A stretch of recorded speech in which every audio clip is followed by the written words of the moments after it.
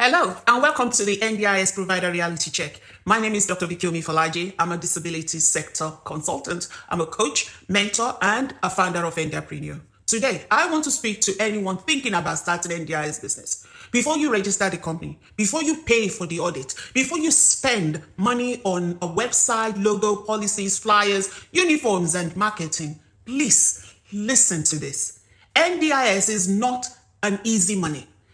And starting wrong can be very, very expensive. Let's be honest. Many people enter the NDIS space because they have heard stories. They heard someone say there is money in NDIS. They saw the new cars. They saw the seal house, full seal houses. They saw someone looking successful online.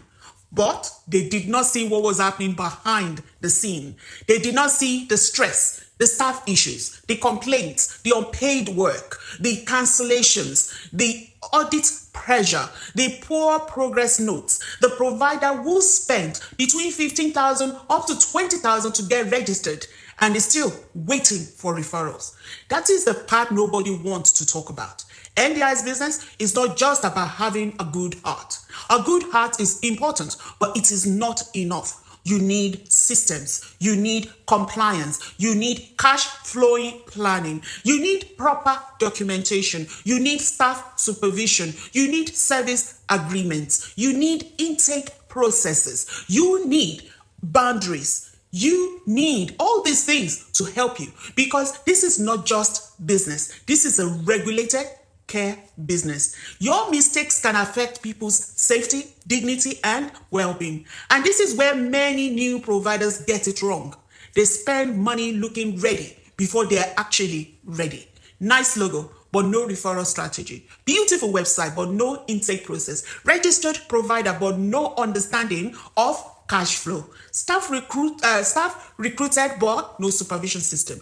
Policies purchased, but nobody knows how to use them. Then the business starts to feel heavy.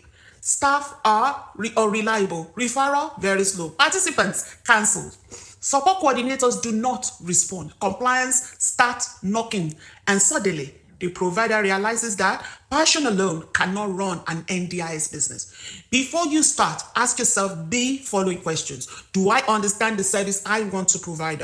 Do I know the risk attached to it? Do I know how I will attract quality participants? Do I know how much money I need before the business becomes stable? Do I know how to train and supervise my staff? Do I know how to say no when a participant's needs are beyond my capacity? Because desperation is dangerous in NDIS. When providers are desperate for participants, they ignore red flags. They accept clients they cannot safely support. They overpromise, they underprice, they say yes too quickly, and later they wonder why the business is stressful. The truth is, some problems do not start during service delivery. They start at intake. They start when the provider says yes without thinking. They start when the provider wants income more than alignment. So before you start an NDIS business, slow down. Not because you cannot succeed. You can, but you must start properly.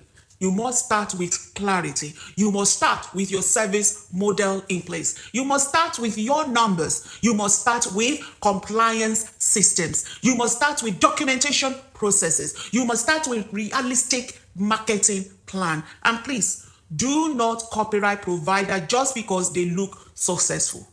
You do not know what is happening behind the closed doors. NDIS is not a shortcut. It is not a quick money-making business. It is not something you enter blindly. It is a serious business that requires preparation, strategy, and responsibility. So, before you register, before you spend thousands of dollars, before you open that seal house, before you start chasing referrals, get the right guidance.